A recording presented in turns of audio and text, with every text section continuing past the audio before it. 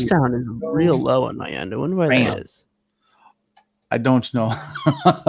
Is it on your mics or on your? It's gotta be on your headphones, maybe. Or wait, let me.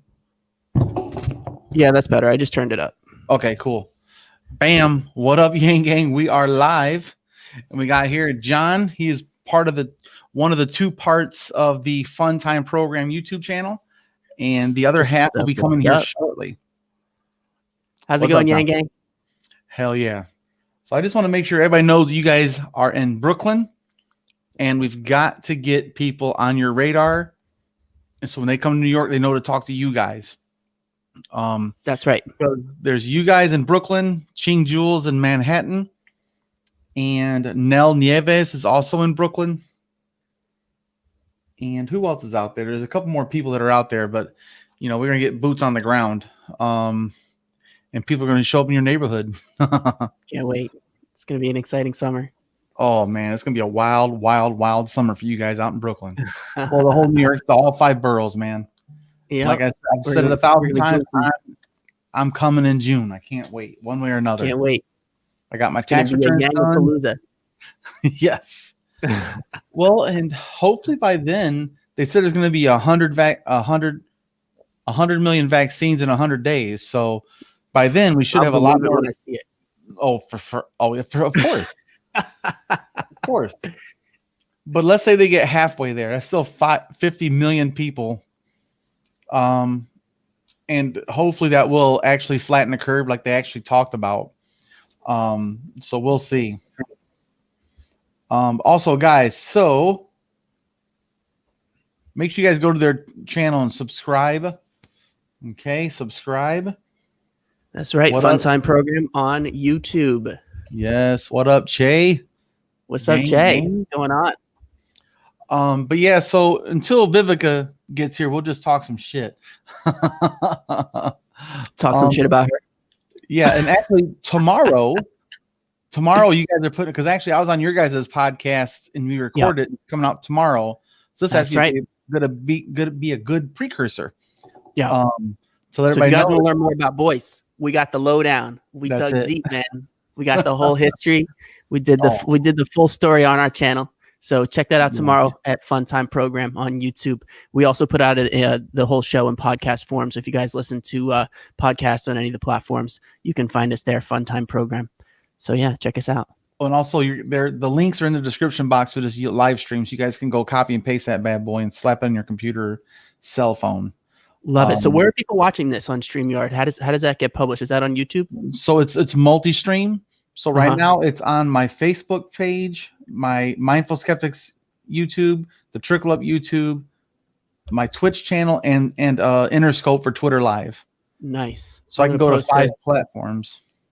I'm going to post a behind the scenes video here so that people can see us on Twitter. Yeah. But yeah, that's what I love about StreamYard. It's so user friendly. You just jump in here and you just set up where your destinations are and you go live.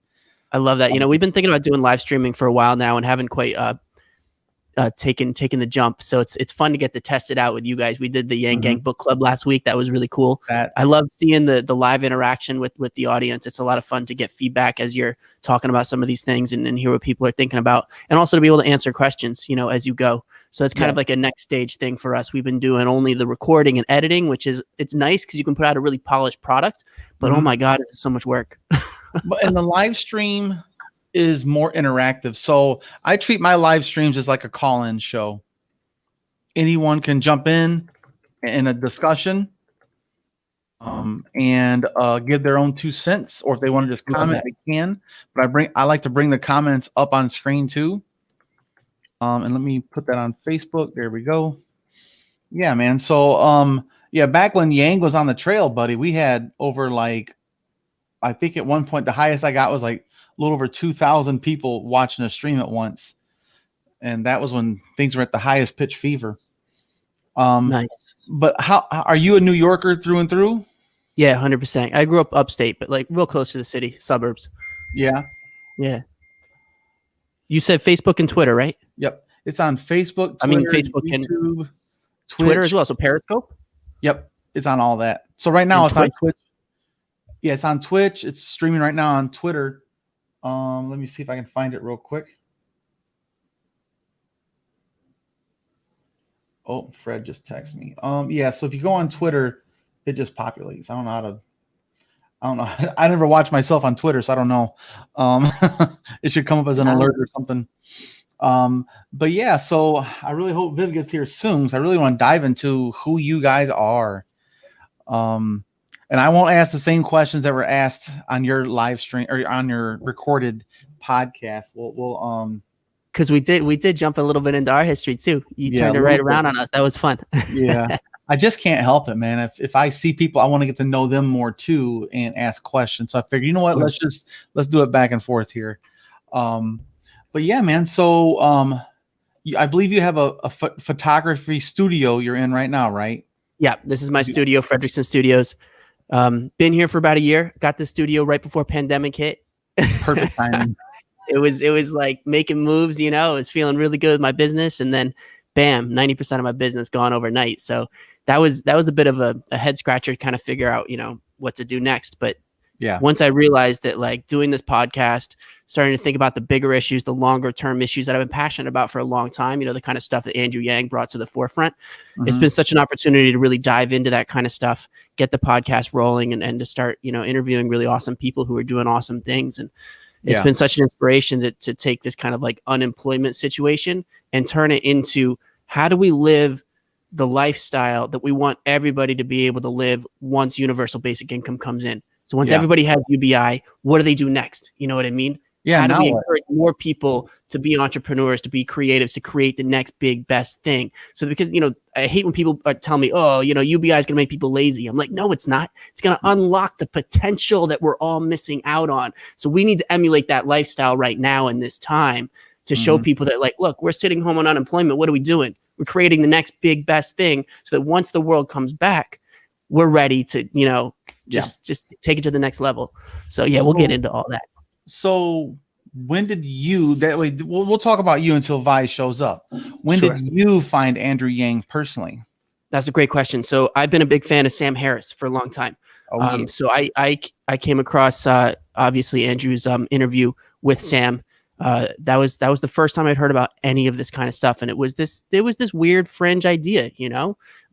Sam is really good at taking deep dives into these kinds of things and like thinking about them rationally, and I was just so impressed with Andrew's ability to answer all the questions that Sam had, because, you know, it was all the ones that, now that we've dealt with UBI for a couple of years now, we all know these questions, you know, by heart. But when you're first hearing it for the first time, you know, you go through that process where, like, this is insane. What is this guy talking about? But when you realize how well thought out it is, how far back a lot of this theory goes, that people have been thinking about this since the founding of this country. You have people like Thomas Paine talking about this kind of thing even back then, and then Milton Friedman in the was it 60s and 70s, and then even the Nixon White House almost passed a UBI. You know, it was blocked by the Democrats because it wasn't enough money. And it's like, man, if we had just passed that and then talked about growing it, you know. So that's something that always bothers me a little bit, is this purity testing on the left that people often do, where it's like, it's not perfect, so we need to make it better, so we're not going to pass it until we get it perfect, and then nothing gets done.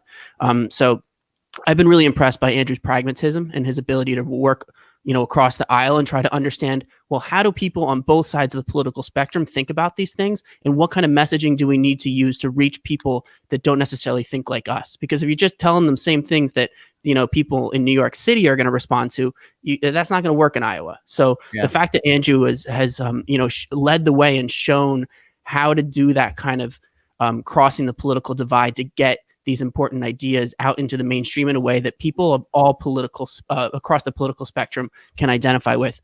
So, you know, then of course he went on the Joe Rogan podcast that took it to the next level, and that's when I started to realize this. Even if he wasn't necessarily going to win, getting these ideas out there was so important, and it got me thinking about, you know, my own life, what I want to be doing, because I've been a creative for a long time, you know, living that hustle in New York City, you know, trying to make ends meet while also trying to grow a business and develop myself as an artist. And yeah, I started to realize how relevant this stuff was to me and my community. And to me, the arts and creativity and entrepreneurship are the things that make humanity great. And people can't afford to do those things unless they have some, ability to make ends meet. And so many creatives in New York spend so much of their time hustling, just trying to get by. And I see people leave all the time. They come here for a few years, they try to make it, and they can't quite cut it, and they head home, and starting to realize the impact that a basic income would have on that community. And then realizing how many people never even consider going down that route because it's not an option, because they get forced into working that, dead end job, or two jobs, or they have a family young. And, the only people in society that are pursuing the things that make humanity great are the people who happen to be born into families of means. And that's such a random lottery. And what are we missing out on as a society? When the arts disappear, we all suffer, and it's funny because you see it here in New York with what they call gentrification, where the artists, they move out into these areas that it's cheaper, right? And then they make the neighborhood really fun to live in and really vibrant. It's like the cool place to be. Williamsburg and Brooklyn was that place when I first moved to New York. And now it's like all the finance people live there, and all the cool, artists and creatives have moved further out. And then those are the vibrant areas. And so you start to recognize how the arts and the creativity is what makes life worth living. And the money starts to follow it. And so the money supports the very top echelon of it, the people who can make it to the top. But in order to get a larger pool of people that can make it to the top, you need to expand the pool at the bottom. You need to water the roots. I love that analogy. I don't want to spoil it for tomorrow, but man, that was great, boys. You had that fantastic analogy of you can't just put all of, and this is what happens in the arts. All of the funding goes towards the best. You know what I mean? And it's like, you got to starve as an artist in order to maybe win the lottery where you get through to the top, right? But if we can expand that base at the bottom of people who are able to pursue their art and their creativity, there she is. There's the colorful side of our duo. I'm the black and white guy, and you're the muted colors. Beautiful, colorful cohort. Hello. I'm loving. What is this? What are you wearing? This is a jacket that my best friend has deemed the Rainbow Yeti. Wait, I have vivid memories of this jacket. Is that the jacket I'm thinking of from your birthday night? Exactly the jacket you're thinking of. It Can has we tell been that gifted story? to me. Yeah. So on my birthday this past year, because COVID, I decided to do some drugs about it. And wait, what? We dropped that. Do some drugs about it. Okay, got you. Do some drugs about it. Yeah. So we did acid, and this was my best friend's jacket, and it's satin lined on the inside, which is really nice.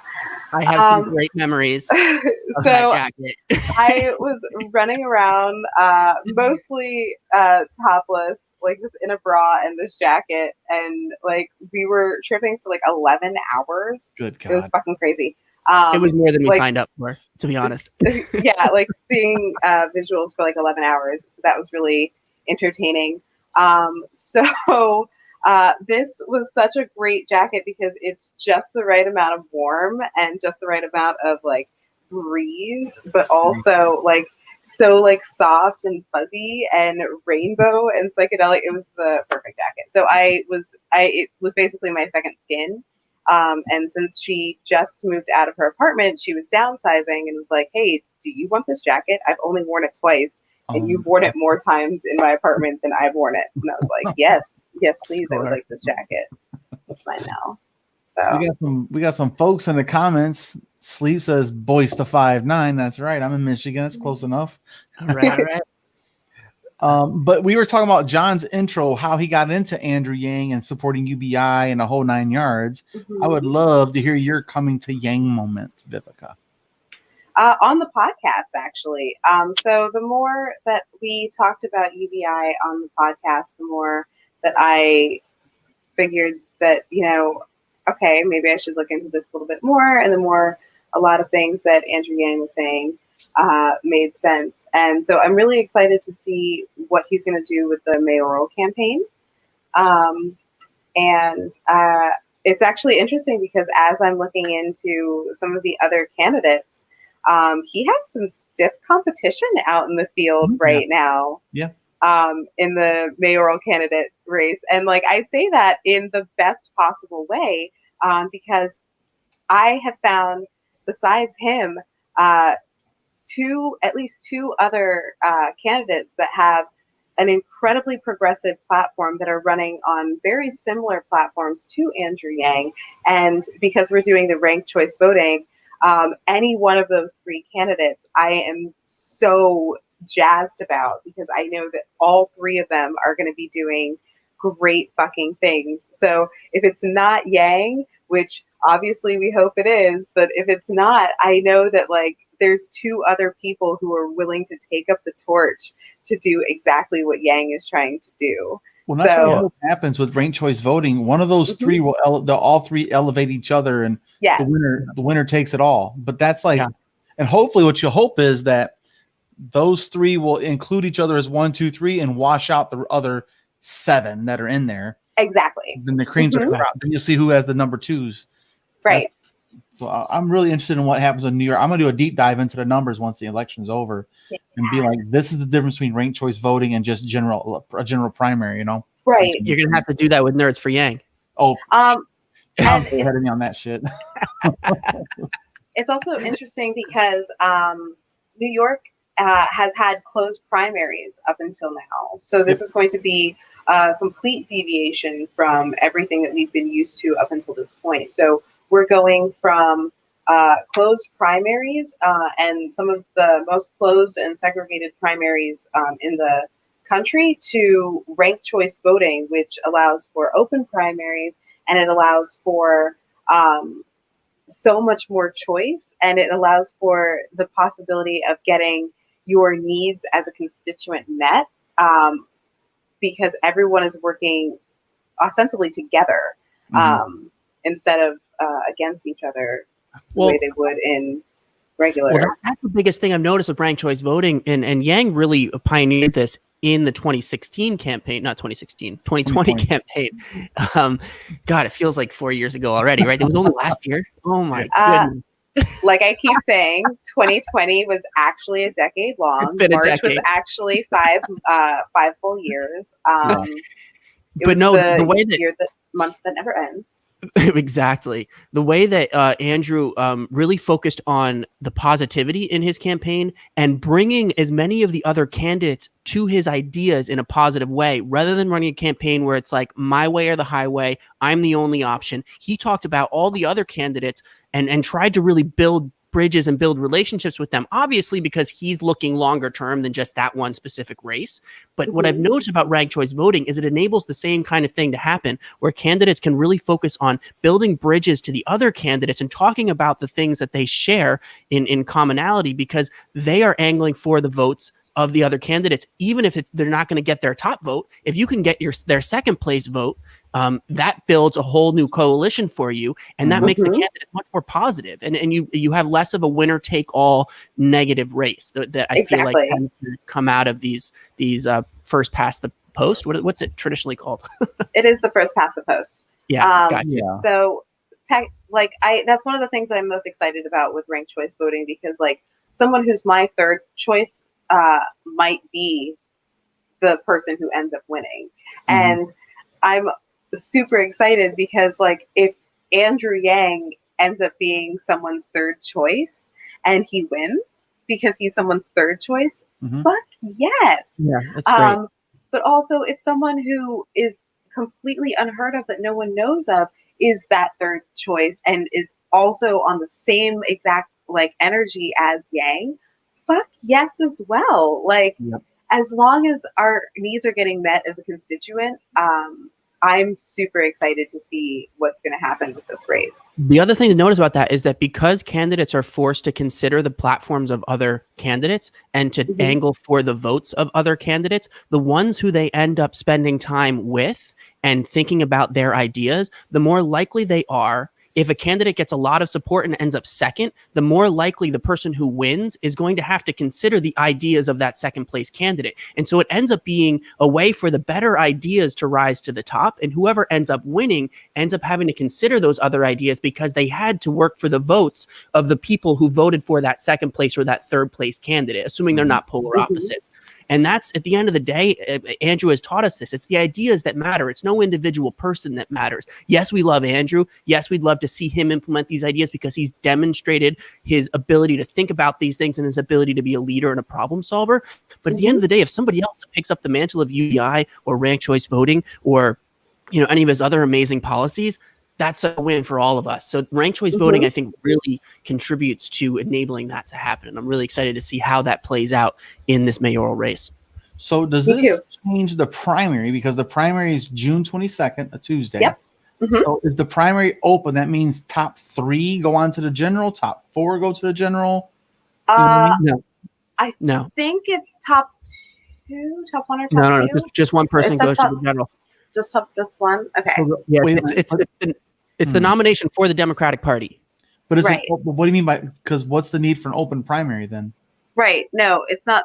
That's so not. Then Republicans can vote for the Democratic candidate? Okay. Right. So in the ranked choice, you're voting for everyone on both sides. So then the Democrats can vote for the Republican candidate as well. Whereas before, you could only vote for, like as a registered Democrat, you could only vote for other Democrats. So if you weren't registered or affiliated to any party, you actually couldn't really vote in the primaries. So that makes me curious. So if you go to get your vote and you say, I want to vote, see, something doesn't add up. Because if you have an open primary on the primary day, you can be a Democrat and vote for Republican, and be a Republican and vote for Democrat. So how does that narrow it down to just one? Is it going to be one Republican? I don't think it narrows it down to one. I think it narrows it down to the top 2. Are you sure that it's open? I'm not seeing that online. Yeah, I don't know. I'm pretty sure it is. Ranked choice voting, you almost have to, but I could be wrong because this is a city race, not a state mandate or a state race. Like this website here, openprimaries.org, says that New York State is Democratic congressional and state primaries are closed. Yeah, they're all closed. Republican congressional and state are closed. Democratic presidential is closed, and Republican presidential is closed. You know, that's a good question. Let me see if I can find New York. They can make up their own rules. That's why New York City has ranked choice voting, not the state. Right. Yeah. But here's the thing about this thing, though, because it makes the people talk about the things they agree about more during their little panels they do. They say, yeah, I agree with what Maya said and da-da-da.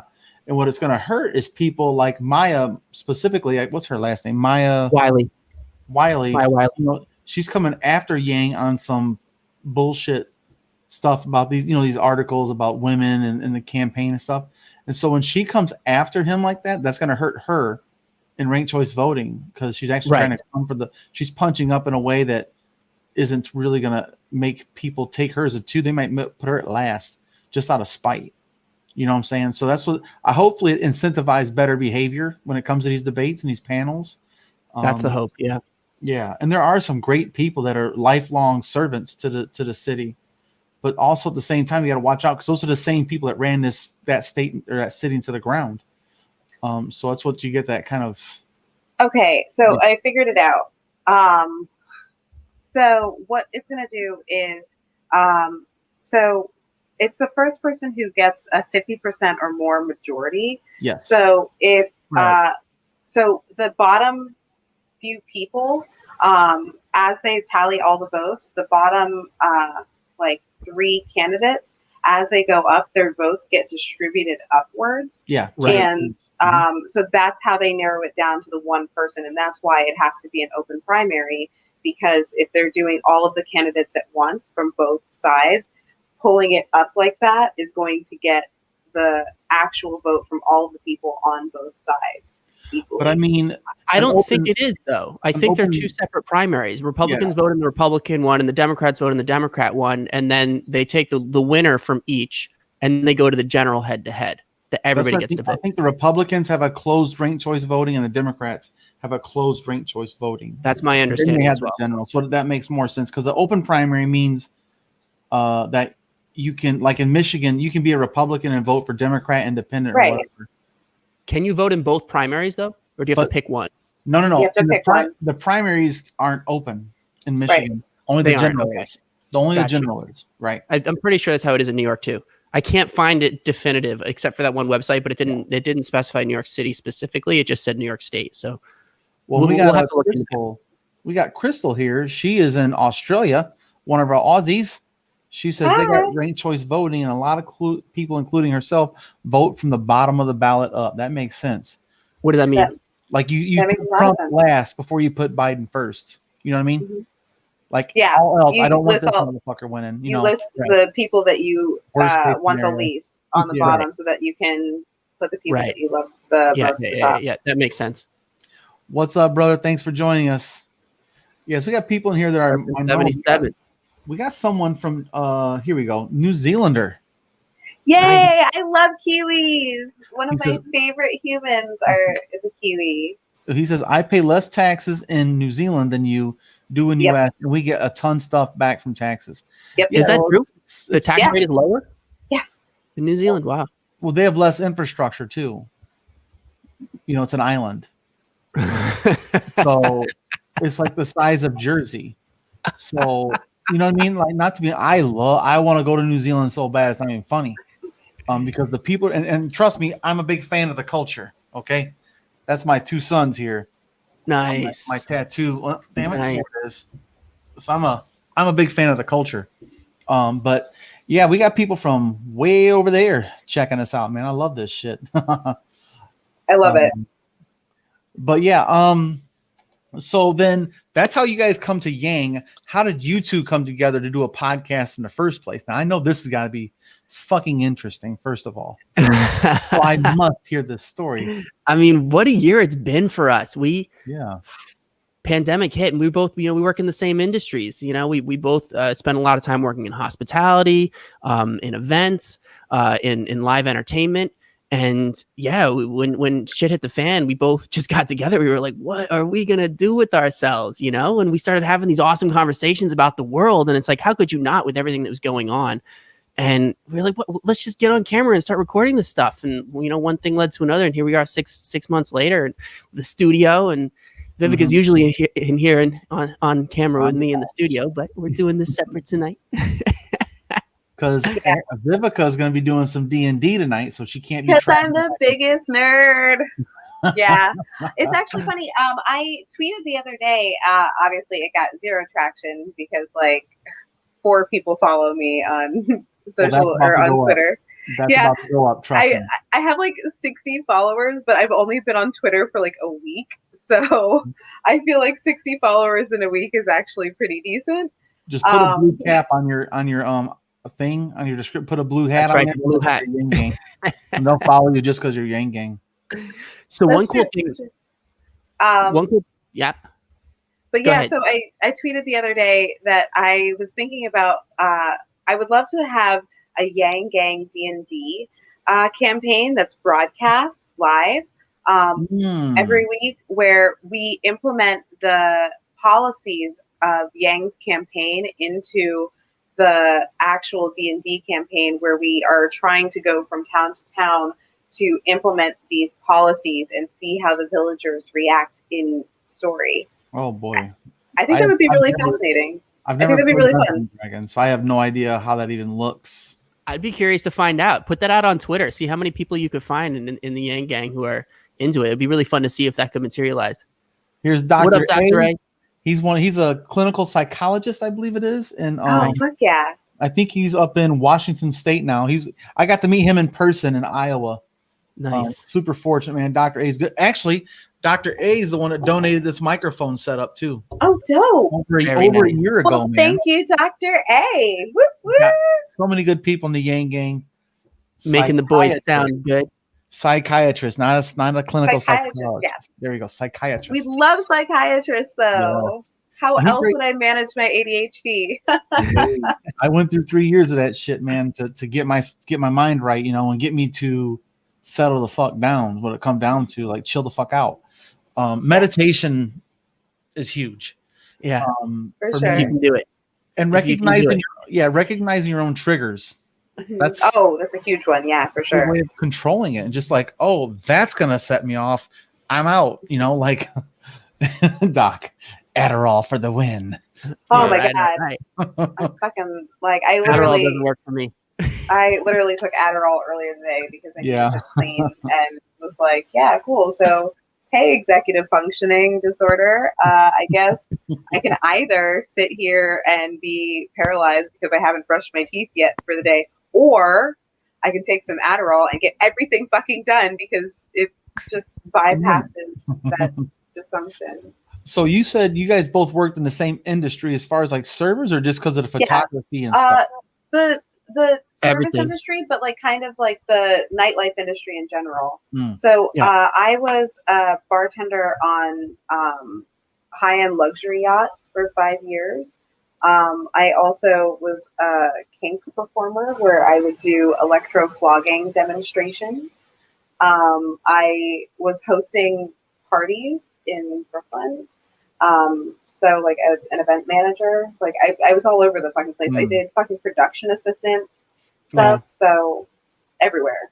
Yeah, entertainment in general. We've both been very involved in entertainment. I've also been in fashion. I got my start as a model, standing outside of Abercrombie with my shirt off. That was my first job in New York, and then found a million other ways to make ends meet as you're hustling, trying to figure out how to pay your bills and also still how to have a good time. So I've done everything from catering to dancing to what else? Let me see here. Bartending, obviously, nightlife, event promotion. Everything involved in like having a good time in New York City. I've been involved in one way or another, and everything live, everything in person. That's why the pandemic has been so hardcore for us, because it's so funny. For the past 10 years in New York, I've always learned how there's always some other way to make money. This opportunity doesn't work out, you have that other opportunity. My taxes at the end of the year are the biggest disaster because I have so many different 1099s. You know what I mean? It's like all these different random income sources. I might make $1,000 with this agency. I might make a couple grand with this agency, and all of it adds up. You know what I mean? And when pandemic hit, it's been crazy because I was at this point where I feel like I'd gotten to the point where I was able to focus entirely on my photography. I had built my photography business up to the point. I had my studio. I had my client base. I was like 2020 was really going to be the breakout year for me in terms of being able to focus on making most of my money with just the pursuit that I wanted to be pursuing, which is like, that's the dream, and then boom, overnight, 90% of my business is gone. All my contacts at places like Bloomingdale's, Neiman Marcus, they open a brand new gorgeous Neiman Marcus. I was doing events with them almost every other day for a couple of weeks at the beginning of 2020. They went out of business. So it's like all my contacts are laid off. So I had built up this contact list of all these people who were working in events and throwing these parties and whatever. And I'm killing it with them, and they don't even have jobs anymore. You know what I mean? So it's like when the world comes back. I went over to Bloomingdale's the other day, and they turned their event space where they used to do events all the time. It's all online order pickup. They're not even thinking of coming back to events, man. It's like the whole industry has changed. I used to do a ton of work with Louis Vuitton, right? Guess what they're doing in the pandemic? They didn't slow down. They're making money hand over fist. They're not doing live events, though, and hiring photographers. I did one event with them this year. They built a custom Louis Vuitton truck. This thing is gorgeous. It looks like a Louis Vuitton store. They pack it with all the exclusive merchandise that's usually at the 5th floor in the private suite of their 5th Avenue Maison, right? That only the people that they know can afford this stuff get to see it. It's not even the regular stuff that most of us can't afford. It's the stuff that like even the people who can afford Louis Vuitton can't afford this stuff, right? The Melania Trump section, right? Yeah. They pack it with that stuff and they go to people's houses out in New Jersey, out in Long Island, right? And they're doing these private events for them where these people, they invite 10, 15 of their friends and they go and they drop $250K, God. So it's like they're still making money hand over fist, but the industry of in-person events in the city, getting people to just come to the store and drink champagne and have a good time is gone. So it's been so weird watching everything that I've done to make money in New York City gone overnight. And it's going to come back, but like, what do you do in the meantime? Well, are you considering like maybe revamping your photography to be more like personal photos and maybe like 100%. Photography in the park and stuff like that? And I've always done that, but that's a totally separate business. You know what I mean? So yes, I am still growing that. I am still offering that. I am still pursuing it. But even that's much slower over the past year. There's fewer opportunities. So you have the same number of people, even more people, because you have more photographers now competing for that smaller pie. So right now, it's a challenge. We have to be thankful that the government has done even the bare minimum with unemployment, because it's the only thing that's enabled us to kind of step back and not have to, get a Amazon delivery job or something where you'd be just busting your ass for minimum wage and miserable and not able to do anything creative. And that's the biggest disaster is taking our prime creatives and turning them into worker drones. You know what I mean? Like, we live at a time where that's so unnecessary, right? We have the technology, man. We have the money. Like, let's invest in our artists. So this pandemic has been an opportunity to demonstrate that. And we've been trying to use the podcast as an opportunity to demonstrate how people in our local sphere are adjusting and are showing how when you give them the opportunity, they can do incredible things. We had an awesome interview with our good friend TJ Fink recently. He was in the same situation, model and artist. He was also a writer, and he ended up focusing 100% on his writing and is now an independent freelance tech journalist doing all these cool projects for all these different magazines, and he's thriving in the pandemic, you know? So we're trying to elevate those voices and show how people, when given the opportunity, they can realize the best of themselves and the best that humanity has to offer, because that is what universal basic income at the end of the day is all about. It's about having a positive viewpoint of humanity and not looking at humanity as just lazy people who aren't going to do anything. When you take away the whip, you know, you take away the whip, and turns out, wow, what can we actually do? I'm excited by that. Yeah, we can use way more carrots than sticks right now. Amen. And we have been beating the shit out of people that stick for a long ass time. Well, since this country's been inception, let's be real. Back to slavery, that's all they did. They didn't use carrots. They used machetes and, you know, everything else to, you know, just forced labor. But to me, with universal basic income, I think that's the end of the term starving artists. That should be a dead term. It should be. Yeah. Because imagine if you're coming out of high school and there's a universal basic income. That unlocks everything, because you could get 4 friends and say, hey, let's go get an apartment. Let's make it into a drop house, man. We're going to have 4 bunk beds or a couple of futons. Who gives a shit? We're just kids. We don't need a lot. And just pool your resources and be like, okay, we have $1,000. We're going to pay our rent this month. Every month our rent is covered. And we're going to pool our resources. We're going to have money, our utilities, our Wi-Fi, everything's covered. And that's what you're seeing here in Brooklyn. That's how the artists live. But the problem is they're all working, you know, these late night jobs that are taking up all this time. And, you know, some of them are good because it gets them in the right environment, in the right communities. But for the most part, it takes away from their opportunity to be actually creating things. So, yeah, I mean, it's I can't wait to see it happen, you know? Yeah. And Doc says, unfortunately, arts will be the slowest to come back in the pandemic recovery. 100%. 100%. I don't know, man. I don't know. People are appreciating it more now, though. The problem is they're not spending on it. Not yet. No, because a lot of that spending happens in the, that's what these in-person events are. You know, so many of the events that I worked were art galleries. You know what I mean? Galleries spending money to get people to come and check out the artists so that they could sell more of the art and just get more eyeballs on it. And yeah, people are doing Zoom stuff, you know, but it's not the same. You know, you need that spending. Well, our friend from New Zealand says, don't you think it'd be easier to move to a better country that cares about its people? USA not seeming like that country. Well, this is a great question. Well, tell its people in Mexico. It's not that easy.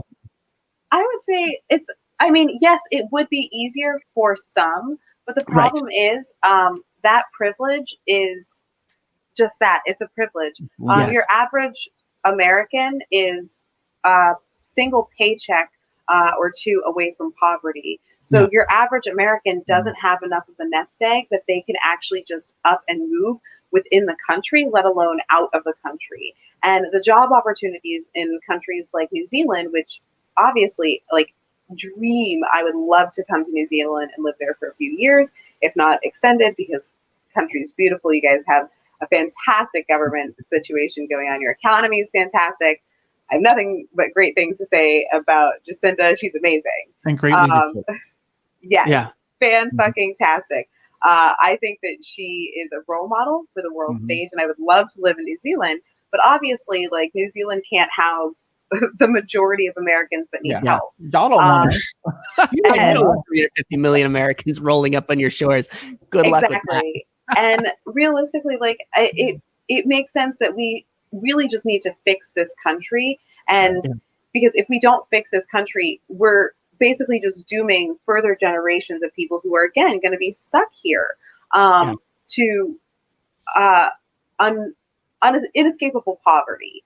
And I don't think that's fair. And I think that if we have the means to fight and work for it and make it better, then we should do everything we can. We should be fighting tooth and nail to improve this country as best we can.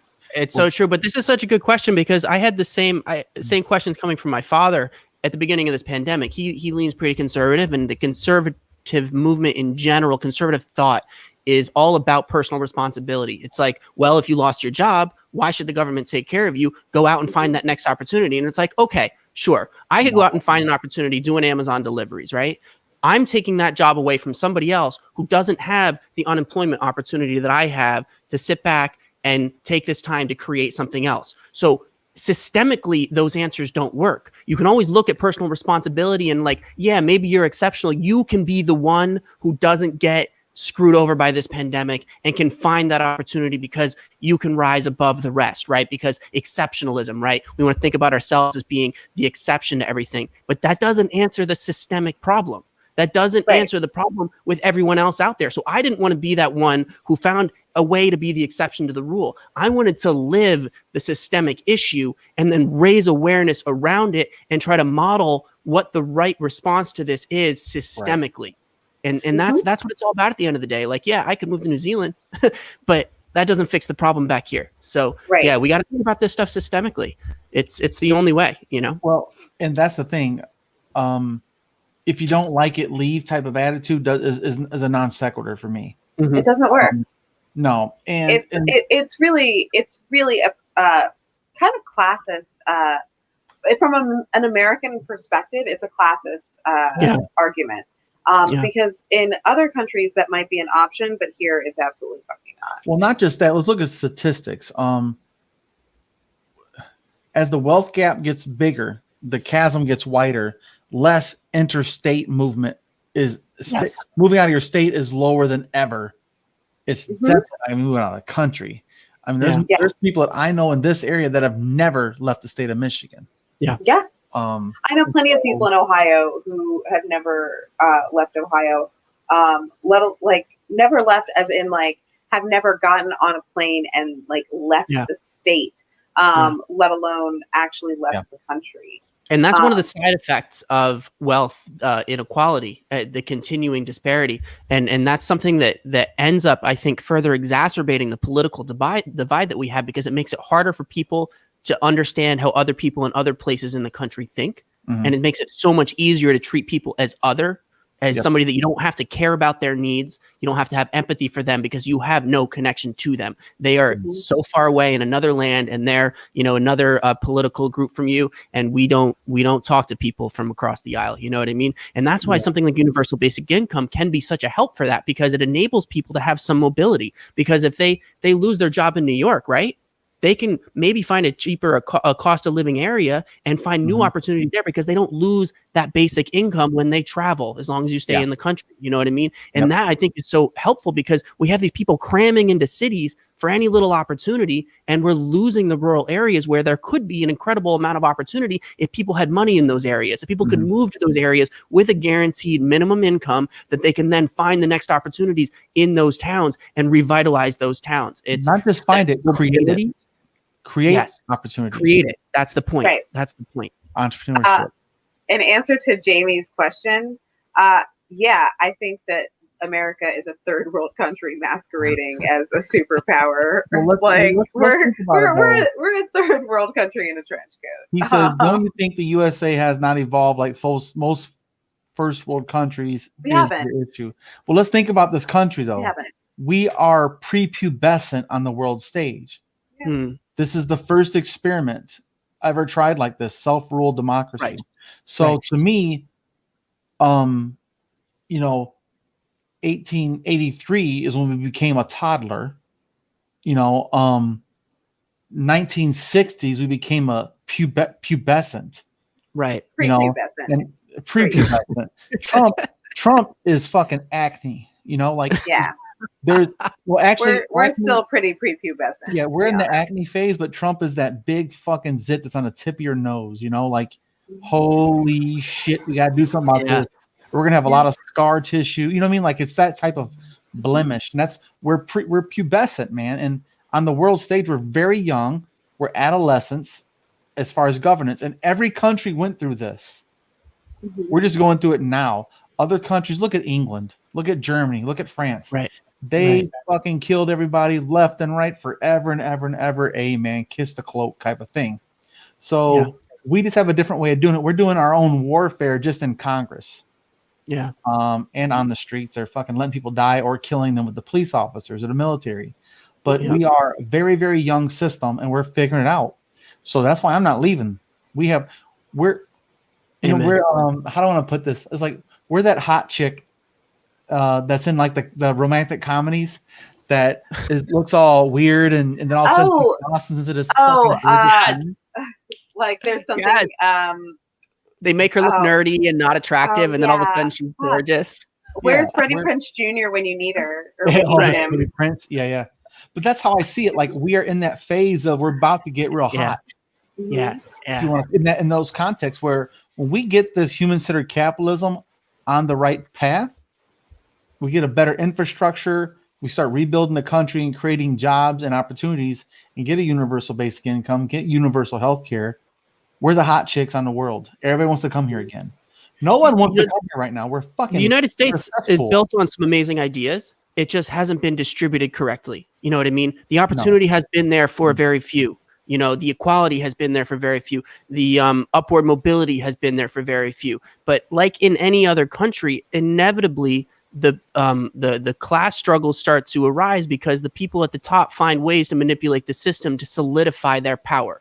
You know what I mean? And we have to find ways to constantly be fighting back against that. And what we're seeing now with this technological disruption is only the second phase of what already started back in the 70s with this disparity where GDP keeps climbing and productivity keeps climbing. Companies are making money. Capital is making money hand over fist, but it's not being distributed to the labor class anymore. The labor class is becoming irrelevant, and that's only going to get worse over the next decade, as Andrew's pointed out, with technology. And so we just have to find ways to adjust the system to keep up with the way that the people at the top are going to continue to try to manipulate it. And if at the end of the day, most people at the top understand that like you do need a certain amount of equality for people. Equality of opportunity, because otherwise the only other option is revolution, and nobody wants revolution. You know what I mean? They don't want to break the system completely. They just want to soak as much out of it as they can and still keep people placated. Well, this country never lived up to the ideas of the Constitution from day one. Right. Be real. All men are created equal. Fuck women. Right. All men are created equal as long as you're not black. Right. All men are created equal as long as you're not a woman. All men are created equal as long as you're not a Native American. All men are created. You know what I mean? Yeah. It was like impossible to think of. We've never lived up to the opportunity or the idea of America yet. Right. We never have. So until we have equal rights, truly equal rights for gender, sexuality, religion, lack of religion. I'm an atheist, man. Separation of church and states needs to get a fucking hard boundary. Yeah. We have they still have prayers in Congress. Fuck all that shit. Right. Yeah. If you have a prayer, let me get into Congress, you motherfuckers. Let me tell you, I'm gonna bring in that dude from fucking the Satanic Temple to come lead us in prayer. I love the Temple of Satan. They're amazing on Twitter. That's one of my favorite Twitter accounts. Church of Satan. So you've got to have a separation of church and state. That's the foundation of this fucking Constitution. Yeah. Freedom from religion just as much of religion. So they're still doing prayer before everything, and the fucking Pledge of Allegiance. What a fucking stupid idea that is. I pledge allegiance to a bunch of racist fucking slave owners. Get the fuck out of here.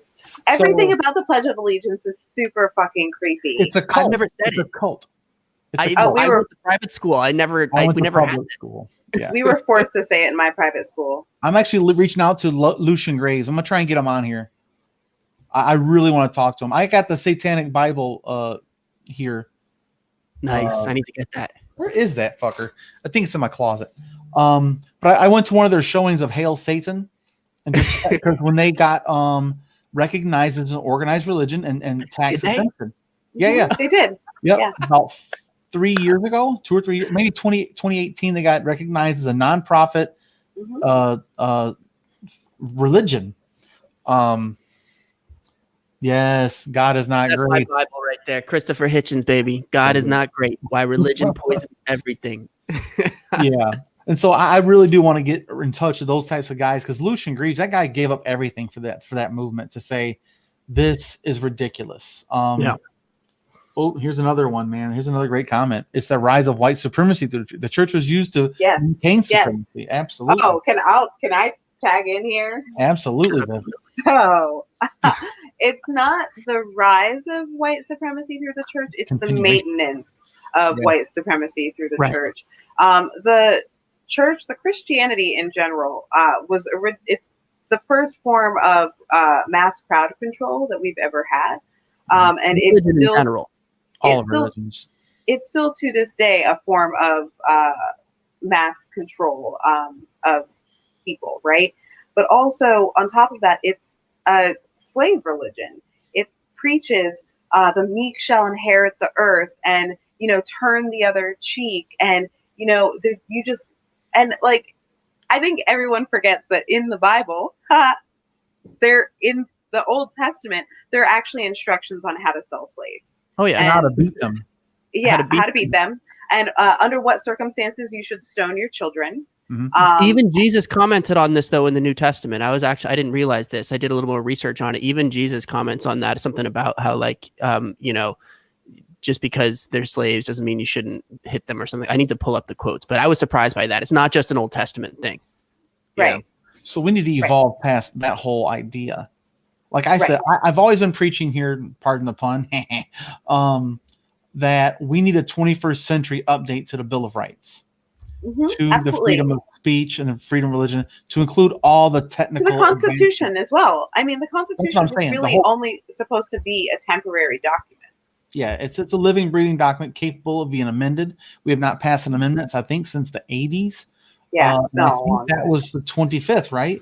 Or 26th Amendment's the latest one. I want to say the 26th, but I don't believe removal. Well, 25th was the removal of the president that's unfit, like they're going to do to Trump. There's another one in 26th. I can't remember what it is, but there's another one. There's 26.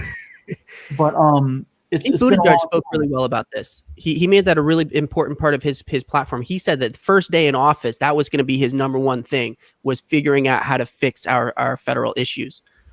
Mm-hmm. So, well, and so we need to have an updated freedom of speech and the protections. So you get 6 rights and protections in the freedom of speech and the First Amendment.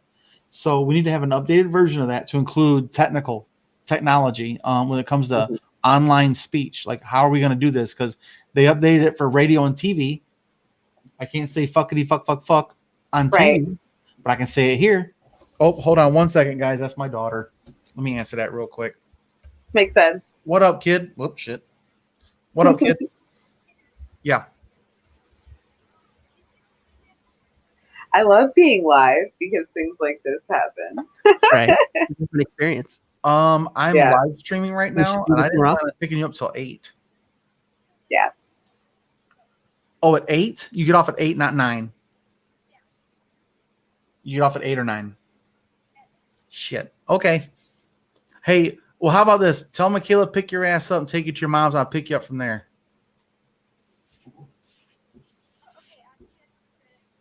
Even better. Okay. Go get that. Mm-hmm. Okay.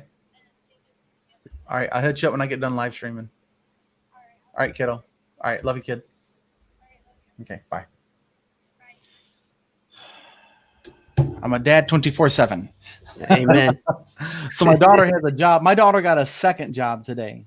Oh, shit. Congratulations to daughter. Yeah. So she works at Jimmy John's. Jimmy John's. And now she's going to be a hostess at Chili's. Nice. Is Jimmy John's the one that sells subs? Yeah. Oh my God. They're the ones that have the crazy names of the subs. Like Jimmy John's had a sub called the Horny Stoner, if I'm not mistaken. What's in there? Pepperoni? Can you relate? So the Horny Stoner, it was like this like ridiculous sub. I think it had like French fries in it or whatever. Like you could tell like it was like some munchy shit, right? But it had like, I think Doritos in it. It was like some ridiculous shit. And then also it came with a condom and rolling papers. Get out of here. Yeah. Really? Yeah, Jimmy John's. I mean, the location that this is the one that was in Columbus, and this was like easily 12, 13 years ago. So do not quote me on this. They might have taken this off the menu. Like 12, 13 years ago, the Jimmy John's on campus in Columbus absolutely had a sandwich called the Horny Stoner. Well, on campus, that makes sense. Yeah. Yeah. Okay. I don't need my daughters handing out condoms to strangers. No, probably not. But I always thought that was the funniest thing, like even as a college student, that like you could just order this sandwich and it came with a condom and rolling paper. Like, yeah, if you're too embarrassed to go to the pharmacy, go order you a Jimmy John's. You get you all wrapped up for the storm coming. You know. But yeah, my kids, man, they're hard workers. And like my youngest son, Ken. Well, my youngest son just had a torn labrum hip surgery yesterday, and so, holy shit. Yeah, I had to get his ass into his mom's house down the stairs. He lives in the lower level. And so I had to get him down those steps, man. He was hurting. And what happened? Did he like fall or what happened? I think it's because he grew really, really fast over the last year and a half. He went from like about 2 years ago, he might have been 5'6". Now he's 6'2". Jesus. Wow. He went from 110 pounds to 200 pounds. He's 6'2".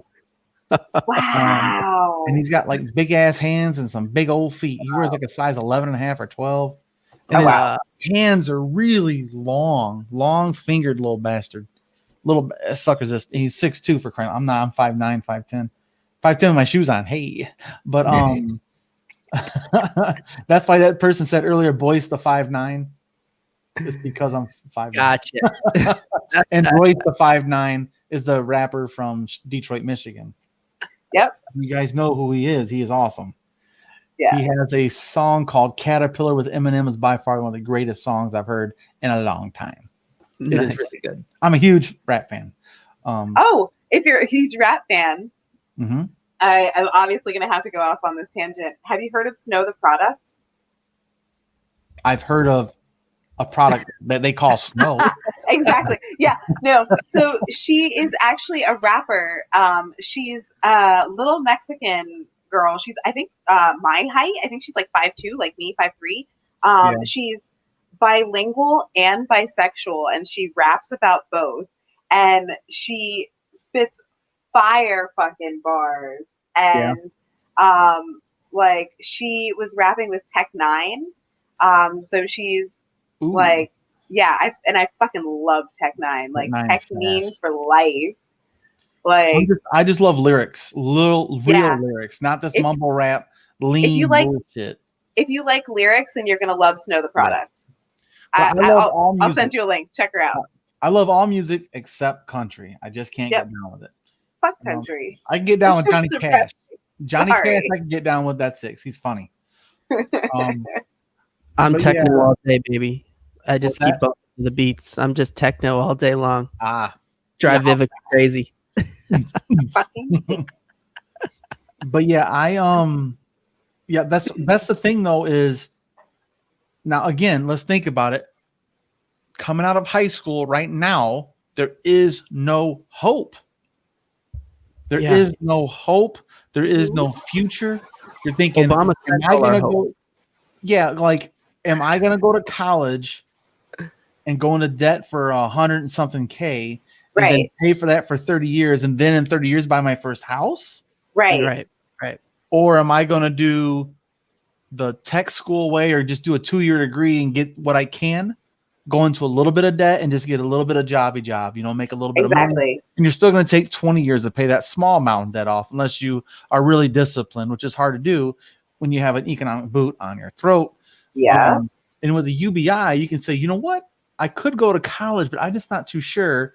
Like my oldest daughter is like, maybe I want to go into psychology and stuff. She likes studying like psychopaths. Like me, I love psychopaths. Oh my God. Abnormal psychology was my favorite thing in high school. I fucking love abnormal psychology. In fact, I still love abnormal psychology. And hold on, because I'm at home, I have my own bookshelf here.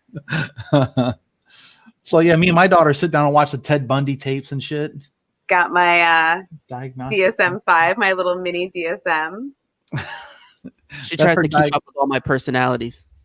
Oh yeah. I keep it open to personality disorders. Oh, forensic psychiatry, absolutely, and is so much fun. forensic psychiatry and psychology is so much fun. The show Mindhunter, where they follow the creation of the FBI. That was so cool. Yeah. And that's some real shit, man. They had to make it up as they go. They had to learn on the road. That's science. Yeah. That's so cool. Science. It was a science that was being created in real time. And I think that's just so cool. And I just love the study of people. Well, here's the thing, though. So my daughter's like, I can go to college and become a psychologist or a psychiatrist, whichever one's the least amount of education. Probably like 4 years to be a psychology and become a counselor, right? But the job market is shrinking. Yeah. For mental health, and it's super competitive. Well, as because far there's as like a clinical psychologist. It's not funded enough. Right. Insurance isn't covering it, less and less. Now, if insurance covers it, boy, psychology is going to be off the charts. Which I think is going to be a long-term thing. I think that's a good career path is mental health. But I told her she loves animals more than life itself. And I told her, I was like, what if we took whatever you make from your graduation party and all that kind of shit or whatever, you save up for a year, you stay at home, you save all your cash and work hard full-time for a whole year, and then we buy you like a UPS truck type of thing, gut that bitch, and then make it a portable dog grooming business, dog sitting, dog walking business. Yeah, that would. And dog in grooming Michigan, would probably be better, but yeah. And in Michigan, because people don't like to leave their house in the winter, right? They would pay premiums for you to come and do it in their driveway, and it's safe. And they can come check on them, and you can be a dog walker and a dog sitter. All that, and have like a kennel at your own home. You know, and that could be a damn good business. Now, with universal basic income, she can plan this since freshman year. Right. You know, like she could plan on it. It's okay. Because she turned 18 her senior year. She'd be getting $1,000 a month the entire senior year. And then she could go whammo. I'm gonna go buy this truck for 10 grand, and I'm gonna gut it, and we're gonna put a water station in here and have a water heating element and stuff. You know, with a generator for electricity or whatever. And figure it out, man. Like those types of things with like my daughter. I think she has an entrepreneurial spirit. She's very creative, but she also paints. Arts and crafts type, man. She paints rocks with these really cool geometric patterns. Oh, that's awesome! Like fractals. And then my oldest boy, Caleb, he's in college. He paints legit paintings. Oh, like what's his medium? Legit oil. Oil on canvas. Yeah. Oh, that's actually funny that you mentioned really that. So the poster that's behind me. Yes. Hey, girl. Wait. Is of me. Yeah, it looks like you. Neat. She had a gallery showing. I did not. I absolutely did not have a gallery showing. The artist who painted me had a gallery showing. You were featured for his paintings. I was one of like 20 of his paintings. So Doc Hammer, who is one of the two writers and co-creators of the Venture Brothers on Adult Swim, is also a self-taught painter. And this is a black and white photo of a full color painting that he did of me. And the full color looks so real to life that I can tell that I've lost weight since he painted me. Wow. It's fucking fantastic. And it's oil on canvas as well. Well, I'm going to try and find my oldest boy's Instagram dealio, because that's where you keep up with your kids nowadays. Yeah. But he does paintings just for his friends for like gifts. Oh, that's beautiful. That's fantastic. He's been giving them away for a long time. Does he do like realistic, or does he do like abstract, or? It's I don't know how to describe it. I just don't know how to. Here, I know I found it. So I'm gonna show you guys my screen. Okay. Let me find it on Instagram. I fucked up. Okay, so now, oh, you bastard. So now I gotta find them. Eyes blue, some shit like that. I don't know if you're gonna be able to see this on camera, but this is the original painting of the one that's behind me. Well, let me pull that up. Oh yeah, I see it now. The color is that's so good. Amazing. Yeah. This was the other one This one is this one's actually life size. I think Boyce is on the other camera. Sorry, here, let me bring it back up. Oh, Yeah, now I no can worries. see you. Wait, that's a painting? This is a painting. It's oil on Sick, right? canvas. Jesus, that looks like a I love the photo, lighting. man. Yeah, he's spectacular. Like I said, he's a self-taught painter, but he is a spectacular painter, and all of his paintings are a judgment of the modern art world, because he went to school for art, and they basically told him that he was wrong for the style of painting that he did. Don't And you love so it? every single painting he does is of a woman in her bra, caught in a moment of intense negative emotion, betrayal, sadness, anger, like grief, caught in this moment of negative emotion.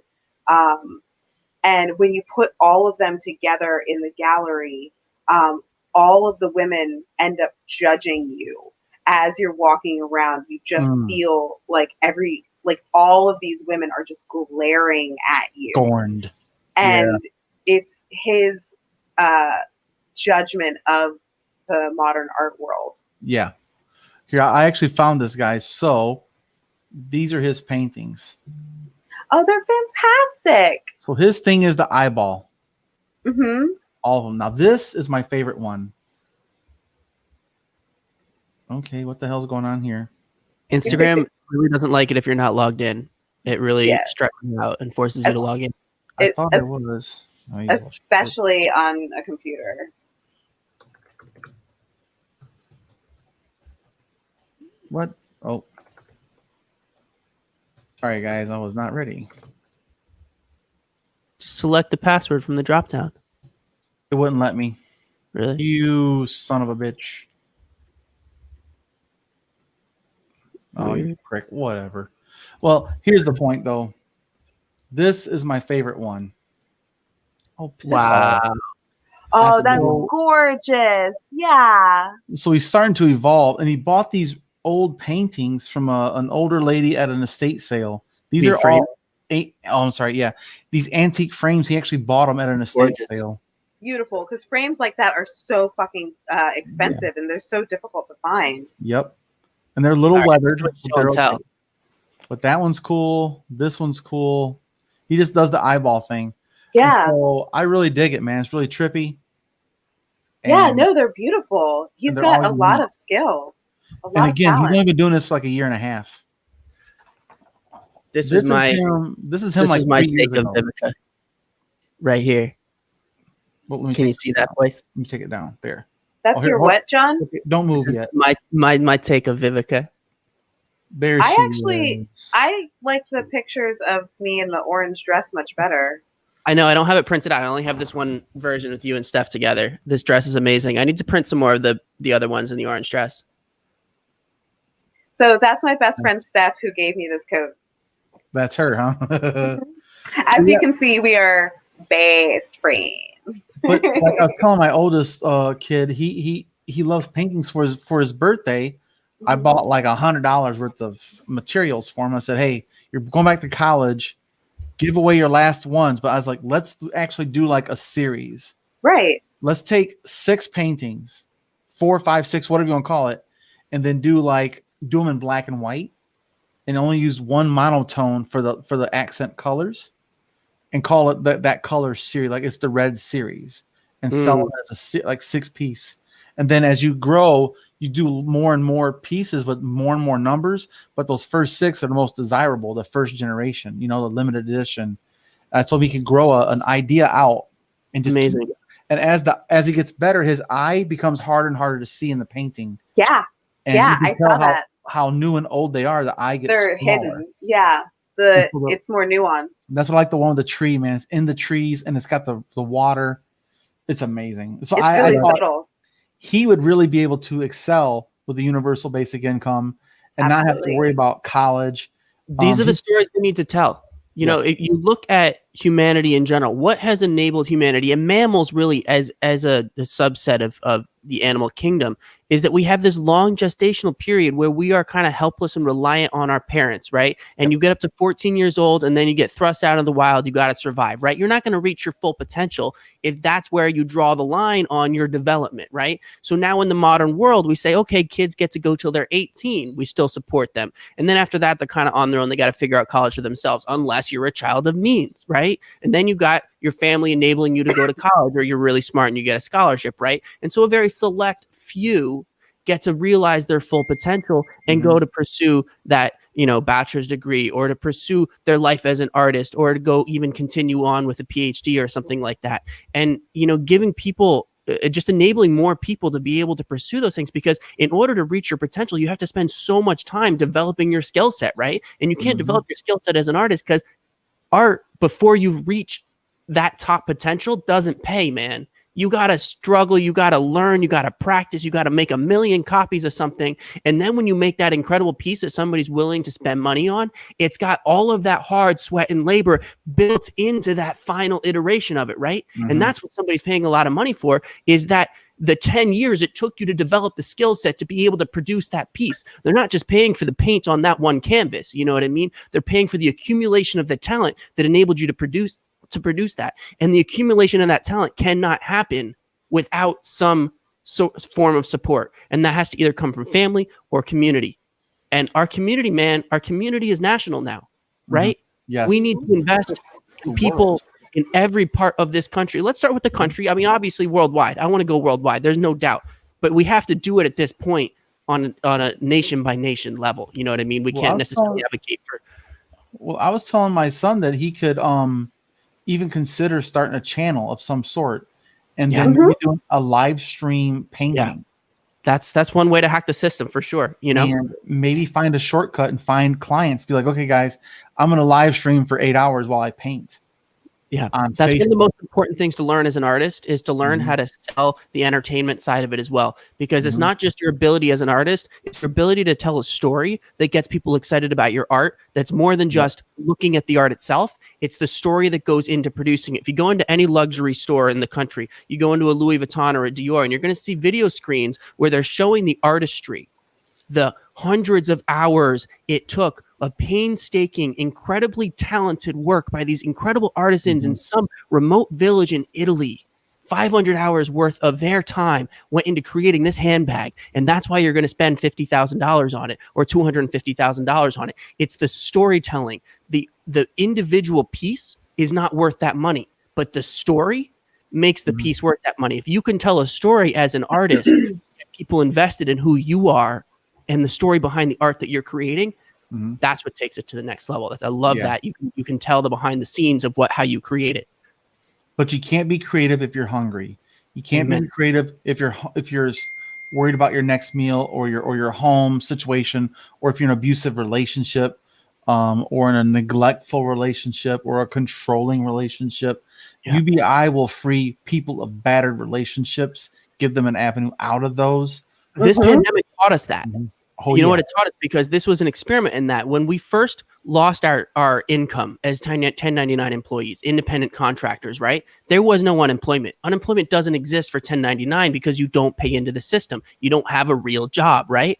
So we didn't have any expectation that we were going to have any support, right? And then they passed the stimulus, and we had, from let's say April through the end of July, where we could rely on a check coming in, and we could take a deep breath and start thinking about being creative. And then it all ended, right? We continued the state unemployment, which was peanuts, and we lost the federal stimulus that was an extra $600 on top of it. So we went from August till December before they passed another one. So you talk about an abusive relationship. You have a situation where imagine your parents are like, sorry, we're not gonna cover your bills this month at college. So you're gonna have to go for, I don't know, maybe 6 months where we're not gonna cover anything, and you just don't know when we're gonna start covering it again. How are you gonna be able to focus on your classes? How are you going to be able to focus on the work that you need to do if your benefactor, whoever it is that's supporting you, is just like, sorry, we can't come to an agreement, so we're not going to pay you for who knows how long, right? And that's why having consistency in a universal basic income is so important, so that you don't have to think about it. You just know that check's going to be in the bank every month,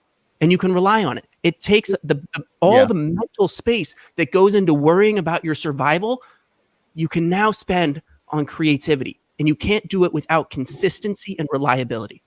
Well, and how do I put this? If you have abuse, like our government is an abusive relationship. Facts. Biggest facts. If you work for an employer that gives you minimum wage, that's an abusive relationship. Yep. You're being exploited and exploited and exploited. So I think a UBI shifts that power dynamic around and be like, this is our money. It's a monthly. That's why I keep telling people, if you're going to talk to a conservative, tell them this is a monthly tax return, not an annual one. It changes nothing. It's the exact same system. It has been done and it can be done. I get my taxes back next, next week or so. I'm not going to quit my job. I'm not going to, like it doesn't make me lazy. Yeah. UBI doesn't say, here's money for nothing. Here's money to do anything. And my favorite rebuttal to that argument is like, you don't have families of means telling their kids, we're not going to support you in pursuing your dreams because our support is going to make you lazy. No wealthy family ever said that. They said some wealthy families actually did. Bill Gates absolutely did. But for the most part, if you want to go and pursue your PhD, if you want to go and start a company, they're not just making sure that you can, feed yourself. They're investing in your company. You know what I mean? Like anybody who has the opportunity to support somebody they care about is going to do it if they have the means. We have the means in this country. The problem is we're not looking at everybody in this country as people we want to support. We only want to support the people close to us. We need to reframe our way of thinking and say that every child in this country is worth supporting and that we all benefit from uplifting the masses, because then we all get to take advantage of the beauty that they can bring to the table that we're wasting right now. Well, I want to talk about an idea I had maybe at least 6 months, if not a year ago, where it was probably like July or August. I made a video called Baby UBI. This is how you finance it long term. So the biggest pushback on UBI is what? It's too much money. It's too expensive. It's too much money. Right. Okay. What's too much money when we have the way too much military spending? It's a tiny fraction of the military budget. But let's just assume, again, I'm trying to get conservatives on board. So I'm going to take their idea. Okay, let's say it's true. It is too much money long term. We can't afford to keep paying this because that money's going to keep going up every year. And then there's more people being born in this country, yada, yada. That's their talking point. Okay, well, let's reframe it then. What if we start giving babies UBI, $500 a month the day you're born, repetitively every month, $500 a month? I did the math. I used to have it written on my whiteboard behind the screen here. I think there's like 15 million babies born a year if I was to guess, and that's $700 billion a year. Is it 700 billion? I can't remember. I'm sorry, but I have a video. It's called Baby UBI, and it's got Baby Yoda on the logo. It's fucking great. It's back when The Mandalorian first came out, but the idea was it's fewer than 4 million births in the U.S.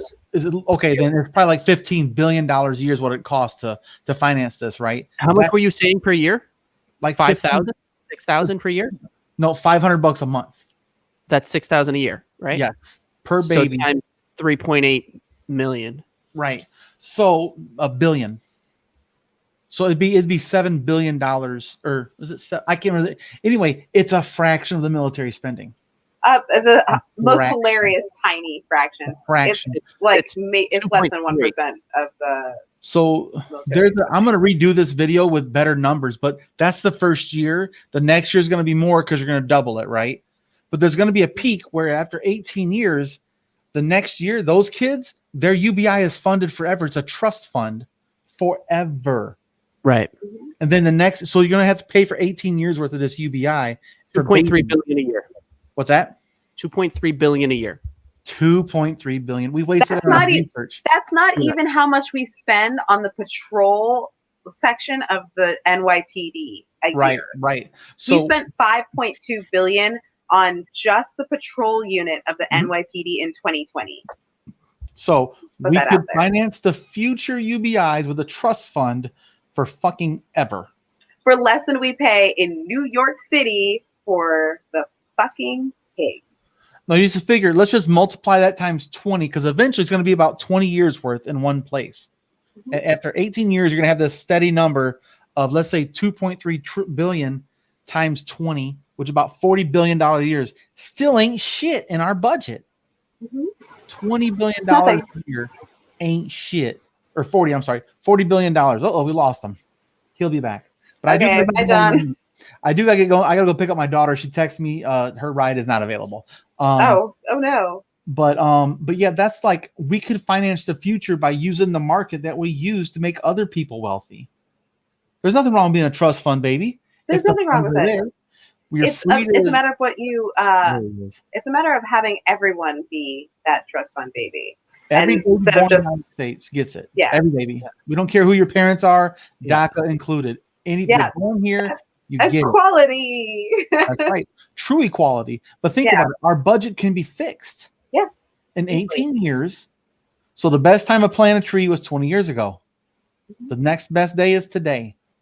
Amen. So that's all we can do is do what we should have done 20 years ago, which is finance our children's future and not pass them the debt. We pass them funding. Right. And so, okay, Jamie, $500. Okay, listen, Jamie, you're missing the point. It's not about the $500 today. It's exponential growth. Well, that in 18 years, it'll be X amount of dollars. And I had a formula that's like 7% interest rate, and that turns into over $1,000 a month. It's $108,000 by the time you're 18. That's with zero interest. Without interest. So you put 7% is considered an average trust fund, a trust. So you multiply that with a 7% APR, you're looking over $100,000. Or well, no, it's like $600,000. I think it was. I can't remember. But then you get the interest. So let's say you have $500,000 times 7% interest. That's a lot of money per month. And so let's say you make it $1,000 and it increases with inflation. So like it could seems like that idea will just have people breed to make a baby for money. We already do, guys. We already do. Yeah, so the $108,000 doubles if you add a 7% interest rate at a $500. So about $250,000, right? Yeah. So you put $250,000 in a trust fund when they're 18, and they draw interest off that every month. Right. So let's say it's 5%. But also, because like the way that we would implement this, we would have to fund the parents as well for the first generation of people that are doing this. Yeah, so that first it's really under no circumstances would the parents be allowed to touch the trust, even if they say, well, it's to take care of the kid. No, under no circumstances can anyone touch this trust. This is like security. You can't then if for some reason something happens to the kid before they turn 18 and can inherit that trust can then be redistributed to the next kid. Or just another kid. Right. You don't have more kids for it. No. I mean like the next kid in line, not like the next kid that set of parents have. Yeah. So it just gets redistributed. So we could make it a flat rate too, to say, okay, if this has a great market, guess what? Boom, more money. Mm-hmm. Boom. Then all of a sudden we have too much money. Oh no! You mean like Colorado when they started taxing when they legalized weed and started taxing it? But think about this: if we have, it incentivizes a good market, it incentivizes a steady market. No bubbles. Bubbles are bad for the kids, right? Right. Housing market bubbles bad for kids. Credit card bubble bad for kids. Homelessness bad for kids. Bad for everyone. This is how you do it. So. If you say, okay, we're going to take a hit, we're going to do $2 trillion a year, universal basic income, and then we're going to put another, think about it, $2 trillion. Oh, wait, now it's going to be 2.2 trillion. Oh, no, 2.2. It pays for the UBI for the babies of the future. And then eventually that 2 trillion gets down lower and lower because the people over 18 don't get financed no more. Right. So what do you think about Romney's proposal? He just proposed $300 a month or something, wasn't it, for children? Just during the pandemic, yeah. Hey, I'll take it. It's a start. And that's what this pandemic is giving us the opportunity to do. It's to show people that cash relief is a good thing. Like everybody benefits from it. Like nobody's looking at cash relief now and thinking, oh, obviously some people are. We still have Mitch McConnell and other people in the Senate who are making it difficult.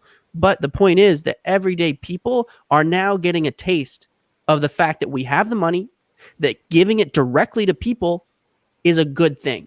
And I think that that's just priming the pump for enabling us to pass these ideas down the road. We have Congress people now advocating for universal basic income. A year ago, Andrew Yang was almost laughed off the stage on the Democratic primary because he's presenting this ridiculous idea of giving people money. What are you trying to buy the election? Yeah, people he was laughing at him. Like, I don't even know what to say after that. That was the dumbest thing I've ever heard. And now you have people in Congress advocating for it. You know what I mean? We're so at the beginning of this, and it's easy to forget that because it feels like, this presidential primary last year lasted a lifetime, and it's been a lifetime since then. But man, we're so at the beginning of this. A year ago, this stuff was insane, and now it's not mainstream, but it's at least a viable idea now. So let's look forward 4 years, 8 years, like we can make this happen 100%. Well, it's only been in 5 days. It'll be February 11th. That's the day Andrew Yang dropped out of the campaign. It's been one fucking year, and look how far the Overton window has shifted. It's unbelievable.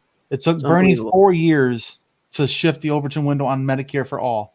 Right. I'm on board for it. I don't agree with single payer the way he does, but I agree with the premise. Take care of people, every single person. I'd be interested to hear your thoughts on that. I would say use the private market to incentivize a better package from Congress. Because right now, Congress can pass Medicare for all. I don't get to choose what that looks like, and I have to take it. If it's a shitty one, I don't fucking want it. Right, but that's what single payer is, that everyone gets to choose which you don't have a choice.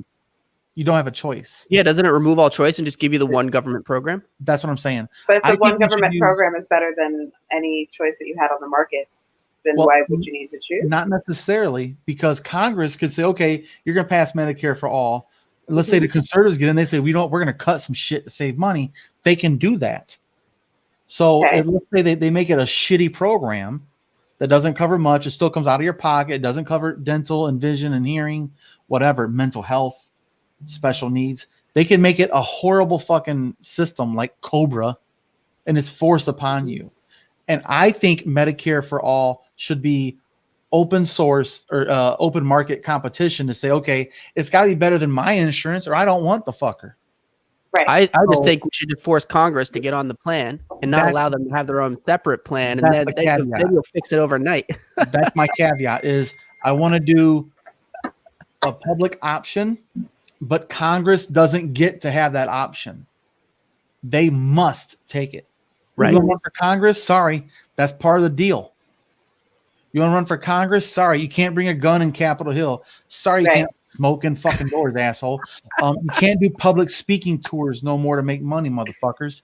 And you have to take the insurance that you pass, because Congress shall pass no law that doesn't apply to them is in the Constitution. They should be forced to take it for life. Well, in essence, they won't have to, because it will become Medicare for all single payer, because Medicare will outcompete the private market that quick. I think within 4 years, we'll have the same timeline as Bernie. In 4 years, we could be there. I think the open market would do it quicker and incentivize Congress to make it a better insurance plan. Yeah, as far as I'm concerned, these are, we're kind of getting into the weeds with this debate. And as long as we do something, I'm happy. Do you think Biden's going to do anything? Do you think this Congress is going to do anything in terms of healthcare? Is that even on their agenda? Because remember, healthcare was the number one thing in every poll of Democratic primary voters in terms of the thing that they cared about most. It was healthcare in this past primary election. And it's odd because Biden was the one who was running on the least progressive idea of healthcare. His idea of healthcare was like, let's just kind of fix Obamacare. Let's not shake the system. Let's just kind of fix Obamacare. And I don't think that's what won him the primary, but we're stuck with him. Yeah. Well, he has Bernie on his hip.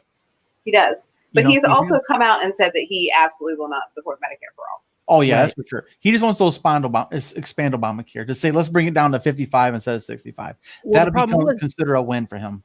The Democratic base, so many people are stuck with their employer-provided health care, and they're terrified to lose it and get stuck on a worse system that they don't have a choice in. And so you have this large voter base that is incentivized to maintain the status quo, and that's what's making it so difficult to get people to support Medicare for all, unfortunately. Yeah, we'll get there. But the Overton window has shifted. It's an expectation now. Yeah, just a matter of not if, it's when. with Medicare for all. It's not a matter of if, but when for universal basic income. Especially since we have no real reason, like there's no friction in Congress outside of like we have the ability now that we have a Democratic majority, we have the ability to pass these things. So I'm nervous, man. Manchin is pulling his weight. He's realized that he can get whatever he wants if he just doesn't go with the flow and starts giving people a hard time. Cinema in Arizona, same thing. It's like, we have 50 Dems, but like you need every single one to play ball. And that gives any individual senator such an outsized influence. But if Biden would take Bernie's approach to that shit, because Bernie said, if I get in there and they don't pass Medicare for all healthcare, I will come and primary them in their state. Yeah. Joe Biden, come fucking flex, old man. You got to work on your Bernie impression. Like healthcare. Healthcare. That's all I got. There's billionaires and there's healthcare. And he does this. He reaches. Listen here, Joe. Okay, my friend. We love Bernie. I love Bernie. I'm a Bernie fan, but there's an icon. But yeah, guys, I do gotta jump off. I gotta haul ass to St. Joe and not slide off in the ditch in time. Yeah, that sounds right. But guys, okay, in the description box below, subscribe to their channel. Turn on notifications. Fun time program. Yes. Tomorrow, come see us. Their interview of me comes out tomorrow. So ring going the live. notification bell. That's right. Have it ready tomorrow, guys. You get to hear more of our discussion. We go into some other things as well. It's a great time. And go watch their old shit. It's good, man. And we are very excited to announce, I don't know what happened to John. We are very excited to announce we have, speaking of mayoral candidates, we have just booked the senior policy advisor for Diane Morales, who is one of the candidates that we are super excited about, who is just as progressive as Andrew Yang. And so she's going to be coming on the show within the next month as well. So we're really excited to have her. Yes, we're going to be having Erica Rode. We're having Reverend Wendy come on this coming week as well. We're so excited. We have so many great people down the pipeline just in the next 2 weeks. So guys, stay tuned. Gotta follow, gotta subscribe, and you gotta ring the notification bell. And please share their content. There's some great episodes they've already done with the Yang Gang Book Club and stuff. And Lacey Delane. Lacey. Yeah, love Lacey. And they go into some other topics as well. Best part is we do way more than politics, man. We love to explore all kinds of interesting and challenging topics and then present them to you guys in a fun and approachable way. Take things that are challenging to think about and just break them down in a fun way. We like to vibe off each other and like come at it from different perspectives and just think about the world in different ways and then elevate other voices of people who are thinking about the world in interesting ways too. So we love doing interviews. We also love doing our own one-on-one kind of sessions too. So come on over, check us out. Fun time program on all your platforms. We'll see you guys there. All right, guys. Yang Gang, we're out.